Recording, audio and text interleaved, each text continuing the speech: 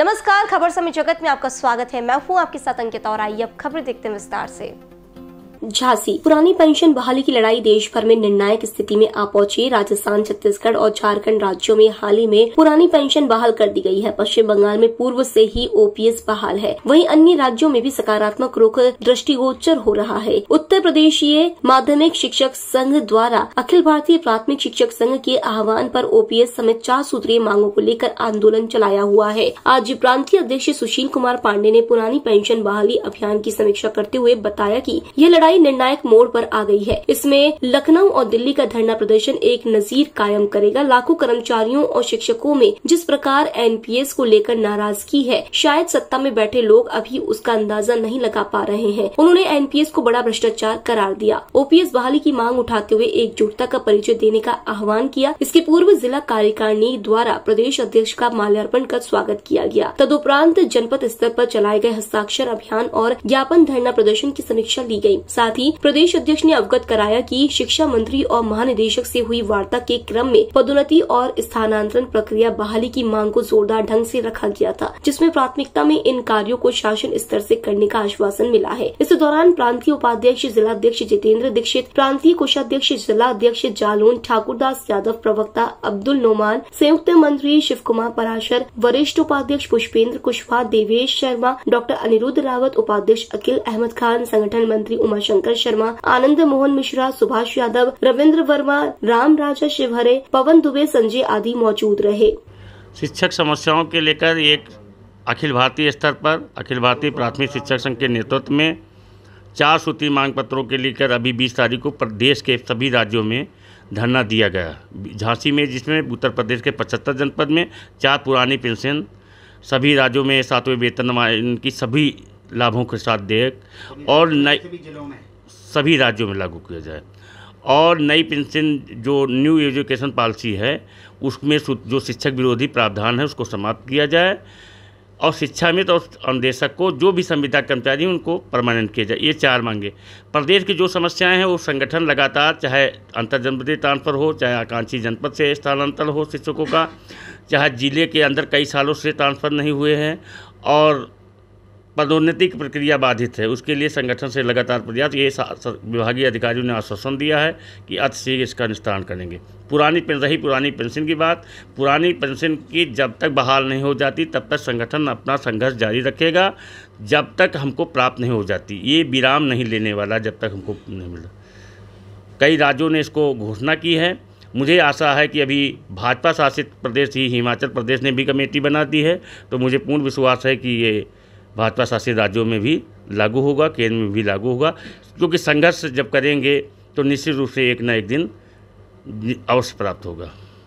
अच्छा, शिक्षक नेताओं का पहले बड़ा दबदबा हुआ करता था अधिकारियों पर, सेक्रेटरी पर विधानसभाओं में, लेकिन अभी कुछ वर्षों से देखने में आ रहा है कि शिक्षक नेताओं की आवाज़ में वो दमंगी या दम नहीं है कि जिससे सरकार को लगे यार कि इन्होंने कोई चेतावनी दी है तो उसका असर होगा। पहले ये बात सही है आपकी, समाज का शिक्षक भी समाज का एक अंग है और समाज के हर स्तर पर गिरावट आई, लेकिन कुछ शिक्षक नेताओं का जिसकी बात करते हैं, कर्मचारी शिक्षक हो चाहे शिक्षक, वो एक पार्टी विशेष के एजेंट बन गए और जब एजेंट बन गए तो निश्चित रूप से इसमें गिरावट आई और अपने एमएलसी और विधायक बनने के चक्कर में उन्होंने ऐसा कार्य किया, इसमें गिरावट आई और इसीलिए सरकारें उनकी बात नहीं सुनती हैं। क्योंकि मास हम चूँकि सरकारी कर्मचारी हैं, शिक्षक हैं, तो मुझे किसी पार्टी के तरफ एक तरफा अगर चलेंगे, प्रचार करेंगे तो ये अपने आचार व्यवहार का भी प्रतिकूल है और ये संगठन के खिलाफ भी है। कुछ लोगों ने ऐसे तालाब में मछली गंदी होती है उसे तालाब गंदा कर, ऐसे कुछ लोगों के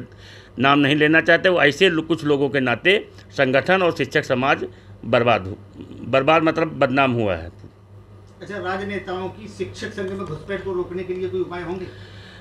देखिए, ऐसा है कि प्राथमिक शिक्षक संघ में राजनेताओं की घुसपैठ इसलिए नहीं बन पाई क्योंकि हमारे यहाँ अभी शिक्षक सीधे चुनाव नहीं लड़ सकता। माध्यमिक शिक्षक चुनाव लड़ सकता है, इसलिए देखिए माध्यमिक शिक्षकों में कितने गुट हो गए। कुल एमएलसी बनने की हवस के लिए उनकी एकता खंडित हो गई। प्राथमिक शिक्षक संघ में अभी प्राथमिक शिक्षक चुनाव नहीं लड़ सकते हैं, लेकिन उनमें भी लिप्सा, जिसके अंदर राजनीतिक लिप्सा है, तो कहीं ना कहीं यही संगठन की गिरावट का मूल कारण है।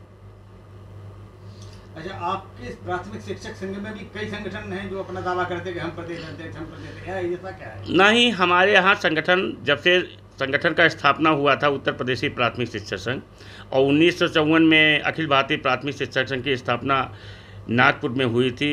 उस समय के प्रथम प्रधानमंत्री पंडित जवाहरलाल नेहरू जी उस अधिवेशन में गए हुए थे, और प्राथमिक शिक्षक संघ की स्थापना जब से 70 में हुई, तब से अखिल भारतीय प्राथमिक शिक्षक संघ से संबद्ध रहा।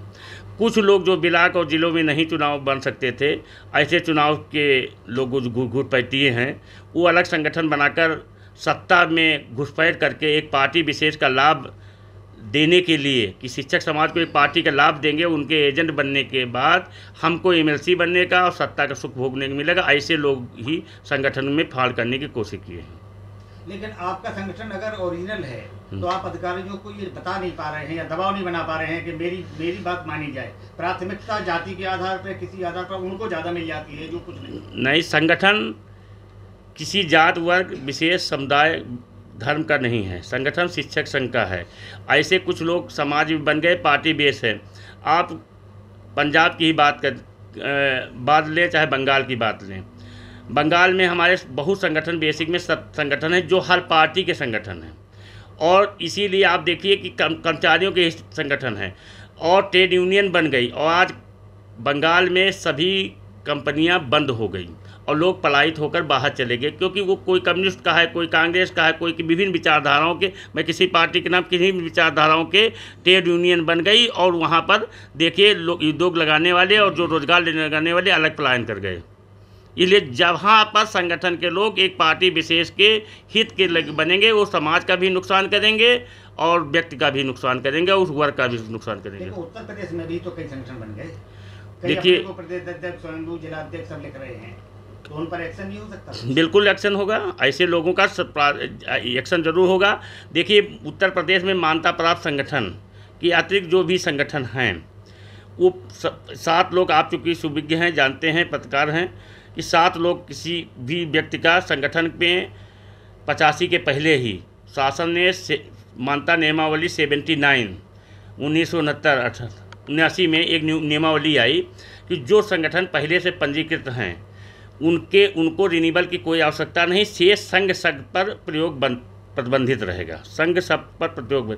ऐसे कुछ लोग एसोसिएशन या अन्य लोग पंजीकरण कराए या तथ्यों को गोपन करके पंजीकृत करा लिया, लेकिन उसके तहत 79 के नियमावली के बाद कोई भी संगठन संघ शब्द का प्रयोग वर्जित कर दिया गया था।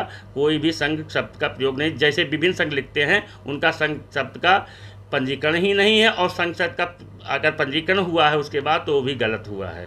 तो ऐसे लोग 7 लोग मिल जाए, कोई भी संस्था पंजीकृत करा सकते हैं, लेकिन संगठन मास से चलता है, समुदाय से चलता है, कोई 7 लोगों के पंजीकरण कराने से नहीं चलता है। जिसके पास मास होगा वही संगठन चलेगा, वही अध्यक्ष होगा, जिसके पास मास नहीं होगा वो संगठन का कोई नेतृत्व नहीं कर सकता है। झांसी से खबर समेत जगत के लिए दीपक त्रिपाठी की report. For latest news, subscribe to our channel and press the bell icon.